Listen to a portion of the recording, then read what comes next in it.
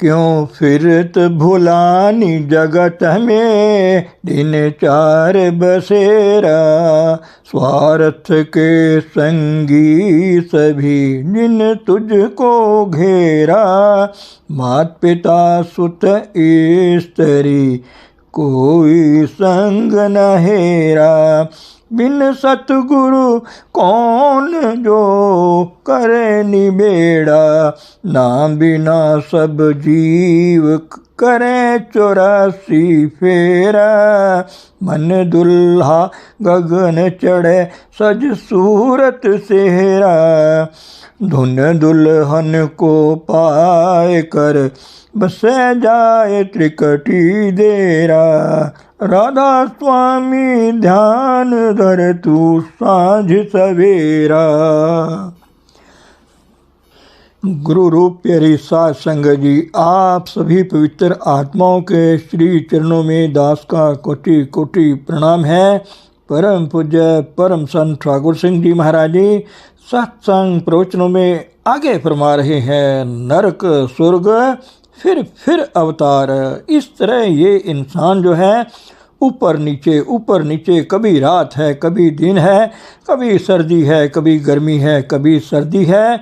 यहाँ यह उतार चढ़ाव बना हुआ है, बदलता है, ठहराव नहीं है। इस तरह इंसान का जीवन जो है वह चलता रहता है। कोई सीमा निश्चित नहीं है कि कब इंसान का दुख हटेगा, कितने समय का दुख है, सुख कब मिलेगा, कितने समय का सुख है, यह चीज़ बताई नहीं जाती और ना ही बताई जा सकती है। यह ऐसे गुप्त ही चलती है। जो कैदी है उसको जहाँ चाहे ले जाएं, जो चाहे करे, उसको रात को या दिन को किसी भी ओर ले जाएं, वह ना नहीं कर सकता क्योंकि वह कैदी है। उसको हुक्म मानना पड़ता है। वह यह नहीं कह सकता कि अब नहीं फिर सही, कि मैं अब नहीं कर सकता। यही हमारा हाल है। इंसान का जीवन है इसी तरह का बन जाता है। अब भी हमारा यही हाल है। अब जो दुखी है, अस्पतालों में पड़े हैं रोगी, बीमारियां लगी हुई हैं जिनका इलाज कोई नहीं है, वह फिर क्या है कि दुख भोग रहे हैं, भोगते रहेंगे और भोगते ही जाएंगे। आप भी दुख भोग रहे हो। आप कौन से सुखी हो? यदि आप कहो कि हमारे यह दुख दूर हो जाएंगे, फिर यह दूर हो जाएंगे, नहीं वह नहीं होंगे।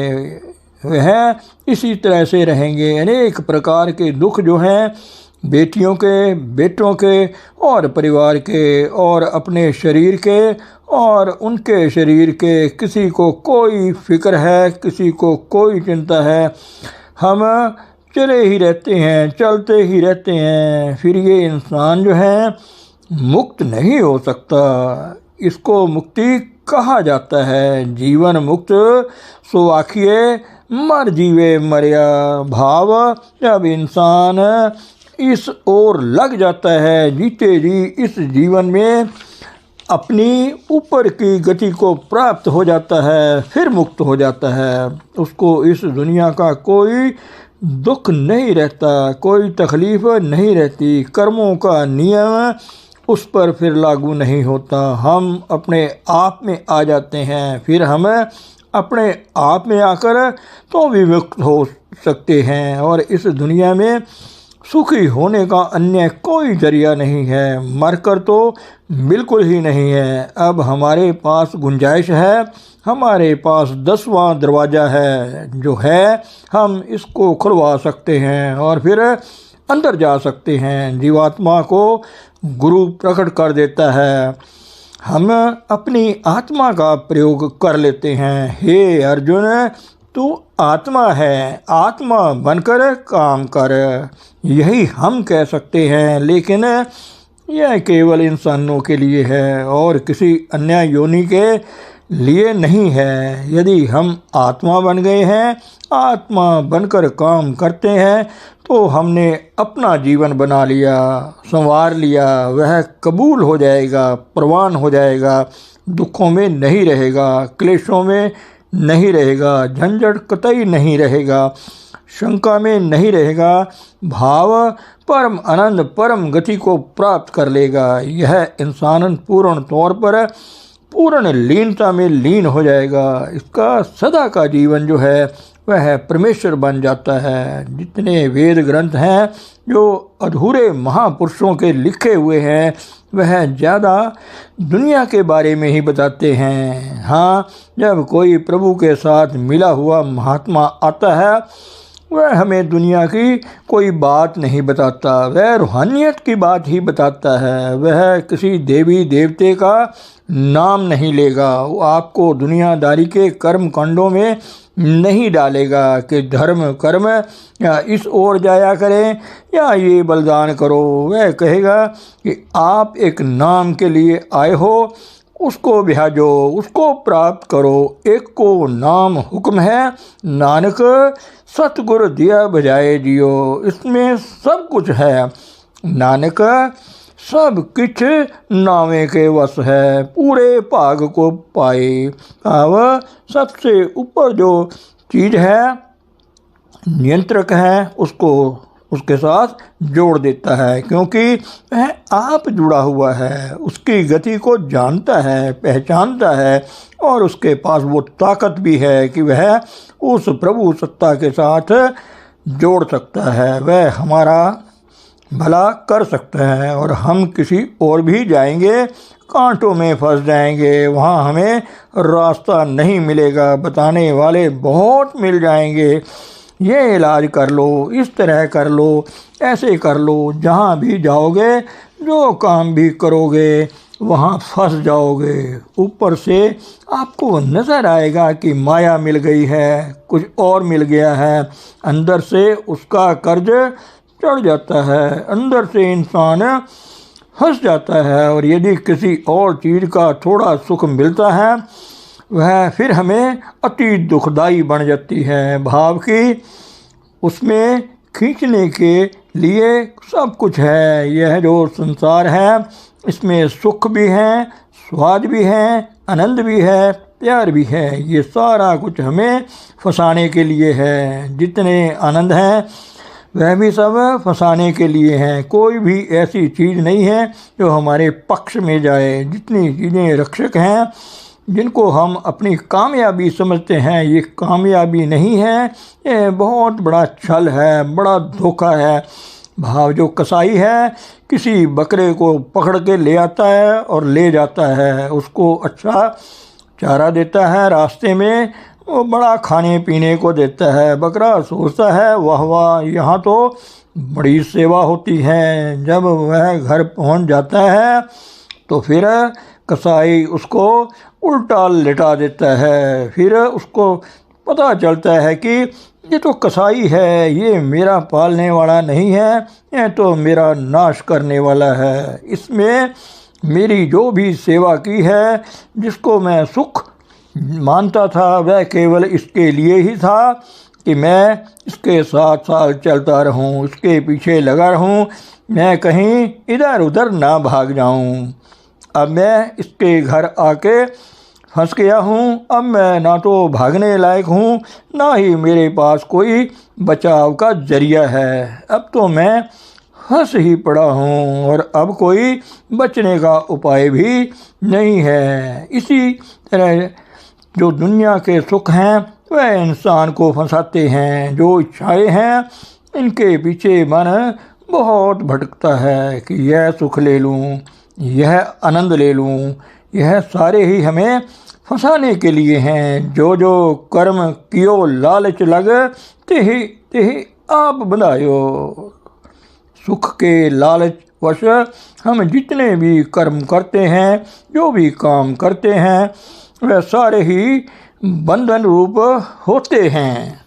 एक ही छुटकारे का साधन है, वह है नाम। यही छुटकारे का साधन है। यह मन को मारकर इसकी इच्छाएं ना देखकर पहल मन के साथ झगड़ा करना पड़ता है, फिर इसकी इच्छा के विपरीत युद्ध करना पड़ेगा। जब यह नियंत्रण में आ जाएगा फिर चुप करके चल पड़ेगा, फिर मन शांत हो जाएगा। शांत पाई गुरु सतगुर पूरे, सुख उपजय बाजे अनहद तूरे। फिर इंसान बढ़ता है, ऊपर की ओर चलता है, और फिर जो अनहद बाजे हैं वह सदा के लिए हमारे लिए सहायक हो जाते हैं, हमारे रखवाले हो जाते हैं और हमारे साथ सदा के साथी हो जाते हैं। इनके साथ ही हम हमेशा के लिए पूर्ण हो जाते हैं। जीवन कष्टदायक है, लेकिन इसको नियंत्रित करना है। जितना समय हम मन के कहने में आकर इसके पीछे चलेंगे, उतनी अपनी बर्बादी कर लेंगे। जितना हम गुरु की आज्ञा का पालन करेंगे और दुनिया के दुखों की परवाह ना करते हुए, दुनिया के सुखों का लालच ना करते हुए, यह जीवन जैसा भी है वैसे ही हम चलाएंगे, उसमें ही हमारा भला है। महापुरुषों ने निर्देश दिया है, मन की मत त्यागो हरिजन, मन की मत न लो, हुक्म बुझे सुख पाइए रे। देखो गुरु क्या कहता है, उसकी शिक्षा क्या है, वह हमें किस ओर लगाता है, उसी ओर लगने से तुम्हें सुख मिलेगा। हुक्म बूझ सुख पाइए रे।